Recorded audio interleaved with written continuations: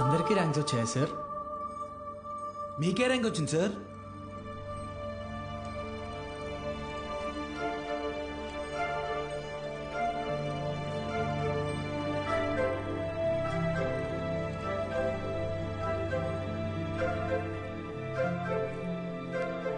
Muralikrishna 41 medical.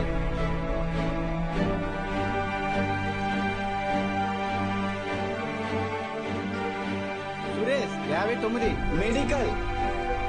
Bhargavi 9 medical. Kusuma 55 engineering. Congratulations sir. Thank you. Anantalakshmi 43 medical. N Rambabu 29 engineering. M Venkatalakshmi 30.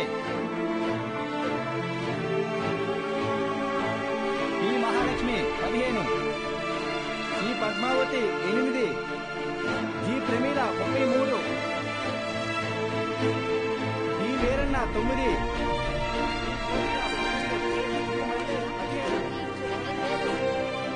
అంటే 45 top ranks sir. 46. అదేంటి sir, మొత్తం కలిపి 45 కదా సార్. ఇంకో ఆల్ టికెట్ ఉంది. ఏఎస్ మూర్తి. ఏఎస్ మూర్తి 1వ ర్యాంక్. ఎవరై ఉంటారు? ఏఎస్ మూర్తి ఎవరు?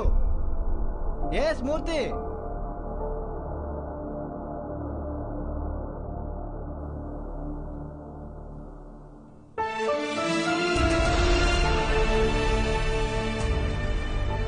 నాతో కలిపి 46.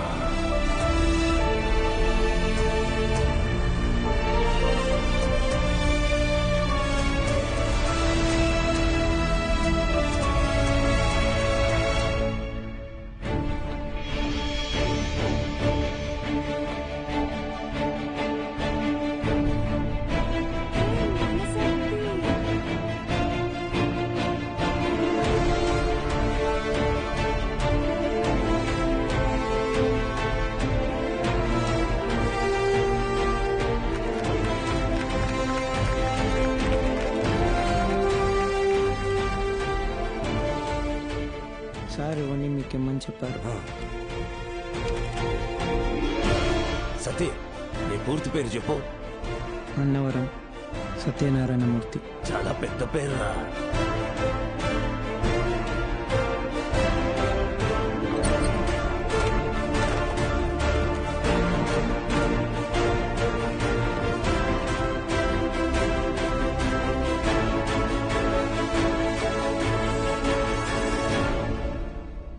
సాధించావు బాలు.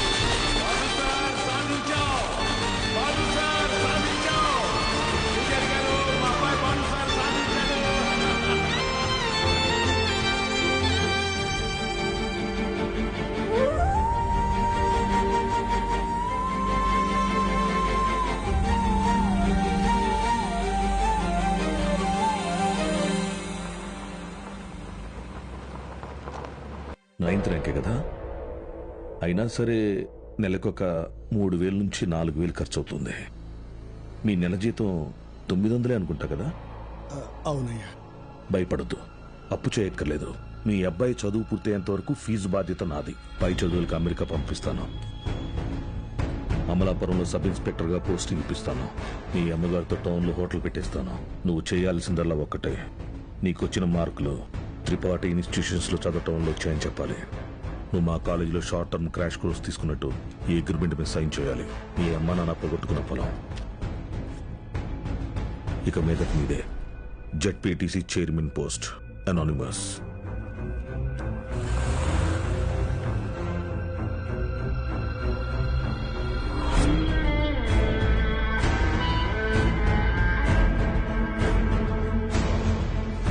బాలూన్ తీసుకొచ్చాను సార్.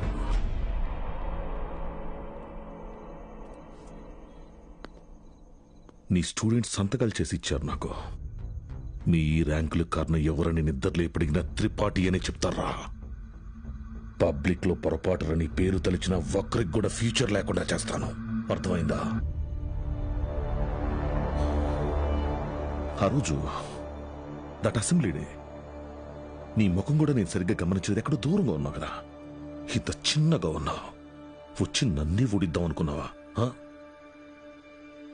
త్రిపాఠి సార్, చాలా రోజుల క్రితం మీరు నాతో అన్నారు, 0 fees 0 education, more fees more education అని. ఆ బోర్డులో ఉన్న స్టూడెంట్స్ ఎవ్వరికి వేలకి వేలు ఫీజు కట్టడం వల్ల ఈ ర్యాంకులు రాలేదు. మీరు వాళ్ళకి లక్షల లక్షల డబ్బులు ఆశ చూపించి వాళ్ళ ర్యాంకుల్ని, వాళ్ళ గెలుపుని కొన్నారు. ఇది కూడా ఒక గెలుపేనా?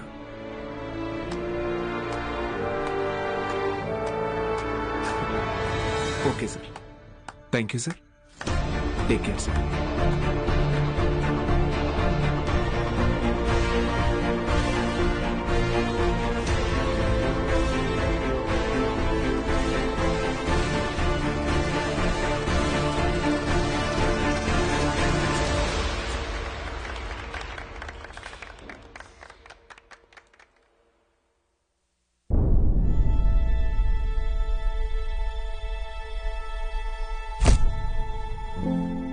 ఏ మనిషి అయితే మిమ్మల్ని నమ్మలేదో ఈరోజు ఆ మనిషే మీ ఇంటి ముందుకొచ్చి మిమ్మల్ని తన ఇన్స్టిట్యూట్కి బ్రాండ్ అంబాసిడర్ అవ్వమని బతిమాలుతున్నాడు. ఏదే బూస్ట్కి సచిన్ ఉన్నట్టు. ఇది కదా నేను మీకు దక్కాలనుకున్న రెస్పెక్ట్. వచ్చింది. సూపర్. సంతకాలు పెట్టండి. కాంట్రాక్ట్ మీద సంతకాలు పెట్టండి. చదువు అనేది వ్యాపారంగా మారి చాలా కాలమైంది. ఫ్యూచర్లో ఇది ఇంకా పెద్ద వ్యాపారం అవుతుంది. ఈరోజు ఇంటర్ ఫస్ట్ ఇయర్, సెకండ్ ఇయర్కి వసూలు చేసే ఫీజుల కంటే ఎక్కువ ఫీజులు ఎల్కేజీ, యూకేజీ క్లాసులకి వసూలు చేసే రోజులు వస్తాయి. మన కంటికి కనపడేది త్రిపాఠి ఒక్కడే, కానీ తనలాంటి వాళ్ళు ఈ దేశంలో చాలా మంది ఉన్నారు. మీ చదువుకి ఖర్చయ్యే ప్రతి రూపాయి త్రిపాఠి జేబులో నుంచే రానివ్వండి. మీ ఇంట్లో వాళ్ళకి ఇస్తానన్నవన్నీ ఇవ్వనివ్వండి. పై చదువులు చదివిస్తాడా? చదవండి. తన అహంకారాన్ని వాడుకొని మీరు ఎదగండి. మంచి పొజిషన్కి వెళ్ళండి. బాగా సెటిల్ అవ్వండి. అప్పుడు చదువుని కొనలేని వాళ్ళకి చదువుని పంచండి. మీలాగా వాళ్ళని గెలిపించండి. 46 మంది ఉన్నారు. మీరు తలుచుకుంటే ఎంతో మంది జీవితాల్ని మార్చగలరు. వచ్చి ఆ కాంట్రాక్ట్స్ మీద సంతకాలు పెట్టండి.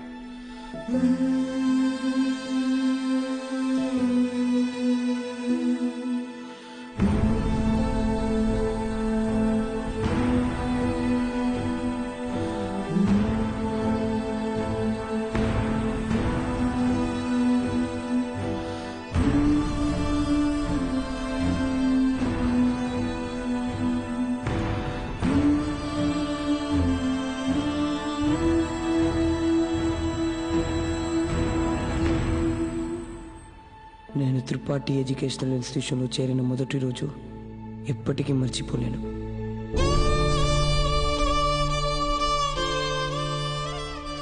లెక్చరర్స్ అంతా నాకు ఎంతో అండగా నిలబడి నన్ను ప్రోత్సహించారు.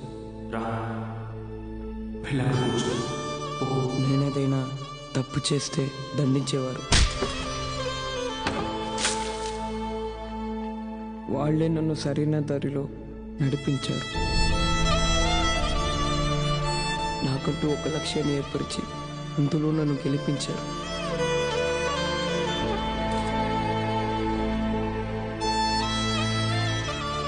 నాకు అమ్మ నాన్న లేరు. త్రిపాఠి ఎడ్యుకేషనల్ ఇన్స్టిట్యూషనే నా ఫ్యామిలీ. అక్కడికి అందరూ అమ్మ నాన్నలతో వస్తారు. నాకెవరూ లేరుగా, ఆయన వస్తారేమో అడుగుతారా?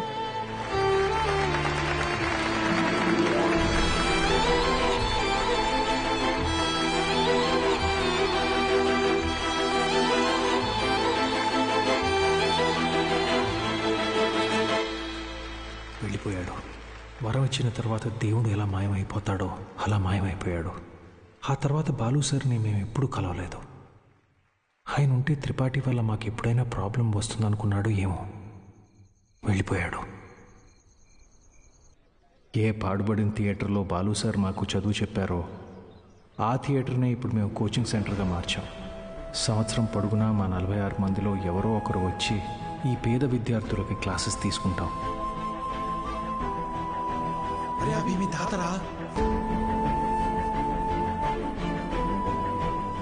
ఇక్కడ చదువు అమ్మబడదు, పంచబడుతుంది.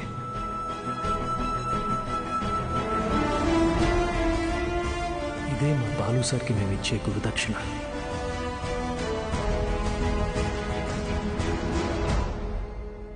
ఇప్పుడు బాలు సార్ ఎక్కడున్నారు సార్? తెలీదు.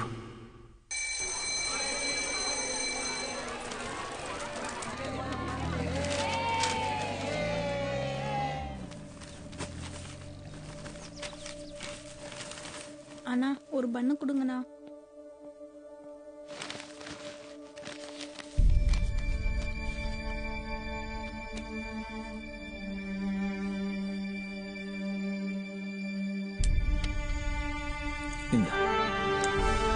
தேங்க்ஸ். படிக்கணும்னு ஆசை இருக்கா தம்பி? ஆமாம் சார். సరే బా. కానీ ఆయన ఎక్కడున్నా చదువుని దేవుడికి పెట్టే నైవేద్యంలాగా పంచుతూనే ఉంటారు.